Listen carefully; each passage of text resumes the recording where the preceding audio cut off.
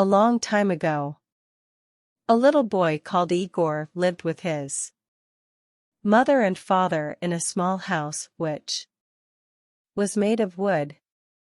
Igor's family was very poor. His father was a woodcutter, and his mother made clothes for rich people in the city. Their house was in the middle of a large forest in the north of Russia. In summer, the days were long and the forest was alive with the sounds of birds singing to each other. In winter, Igor's father taught him the names of the different birds, and the boy soon knew all their songs. But in winter, the days were very short, and there was deep snow everywhere. The forest became quiet, because the birds left to spend the winter months in warmer countries.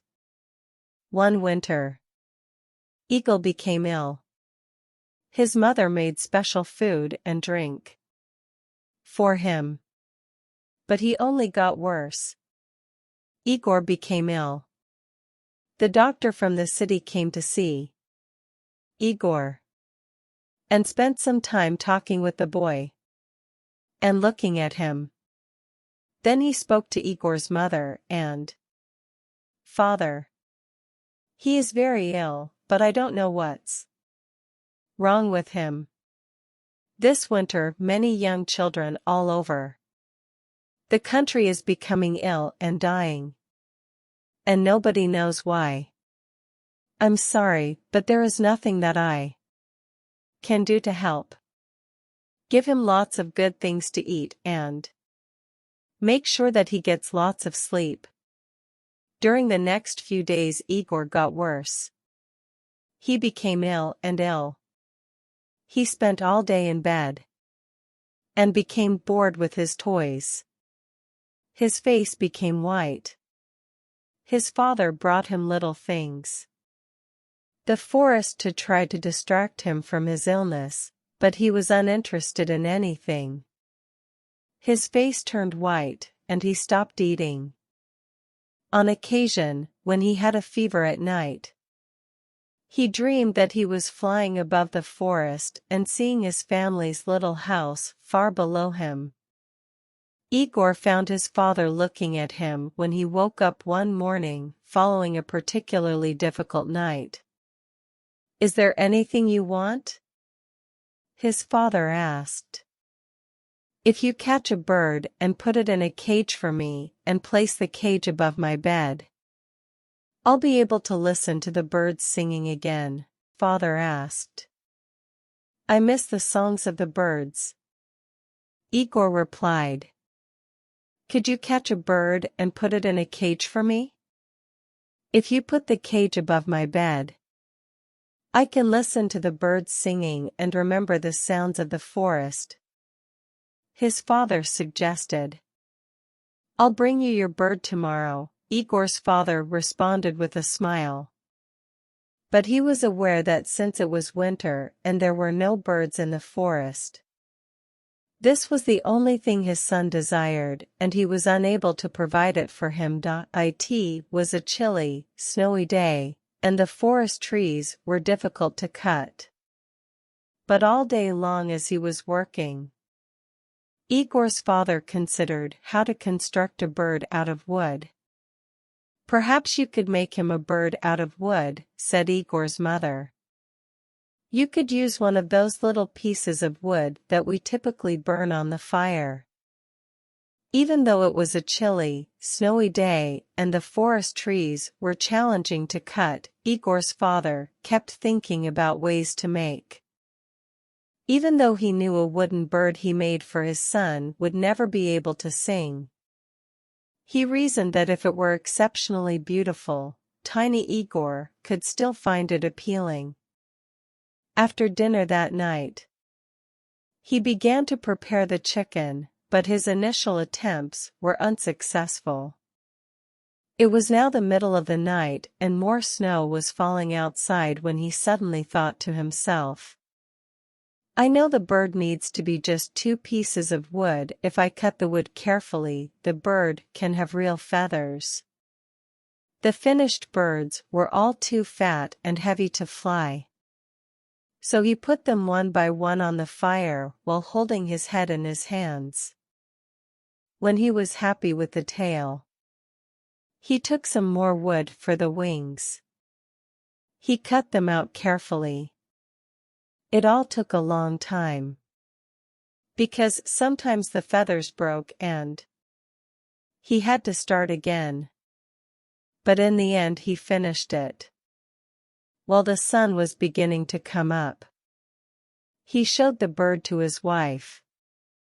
"It's beautiful," she said, "but it's not ready yet." So the feathers.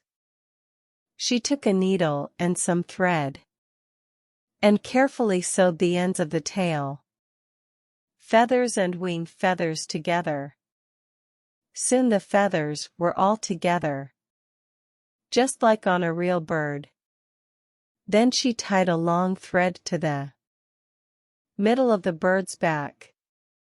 This way they could hang it above Igor's bed. They looked at the bird together. "Now that it's ready," said the woodcutter, "I'll take it into little Igor's room." Igor was asleep. Igor was asleep. Very quietly. The father hung the bird above the boy's bed. He stood back and looked at it. The bird turned slowly on its thread. The woodcutter went happily to his bed to rest after his long night's work. Music. Later that morning, he went back into Igor's room. The bird was turning slowly above Igor's head. His son was watching the bird carefully. There was a light in his eyes for the first time in many weeks. "Father," said Igor. "It's beautiful, father," said Igor. "Thank you. But I've never seen a bird like it before in the forest." "What's it called?" "That's a good question. I'll find out and tell you later." The next morning, when the woodcutter went into his son's room, he found the boy sitting up in bed, trying to touch the bird. The last time that Igor sat up in bed was many weeks ago, he thought. The boy asked, "So what's it called, father?" The boy asked. "I'm still not sure," his father replied. That night, Igor's father went into his son's room, and he quietly made the thread a little shorter. Now the bird was hanging a little higher above Igor's head. 3 days later, he found Igor kneeling on the bed, trying to touch the bird. His hand was very near it. "My son, have you decided on the name of my bird?" Father Igor asked. "Not yet, my son, I'll tell you later," his father replied. Again, the father went at night into his son's room and put the bird a little higher. 5 days later, Igor was standing on the bed and nearly touching the bird. "Father, help me. I want to make it go round," he said. "Go on trying, it's not as high as you think," replied his father. "And when will you tell me its name?" "Very soon, my son," replied the father. 7 days later, Igor's father was cutting wood when he heard strange sounds coming from the house. Igor. He ran quickly to his son's bedroom. Igor was jumping up and down on his bed, laughing. Above his head the bird was going very fast. "Look, father, I touched the bird," shouted Igor happily. "Now, please tell me Sid's name." "It's called the bird of happiness," his father replied. And his mother, standing at the door, smiled to see her young son so full of life once more.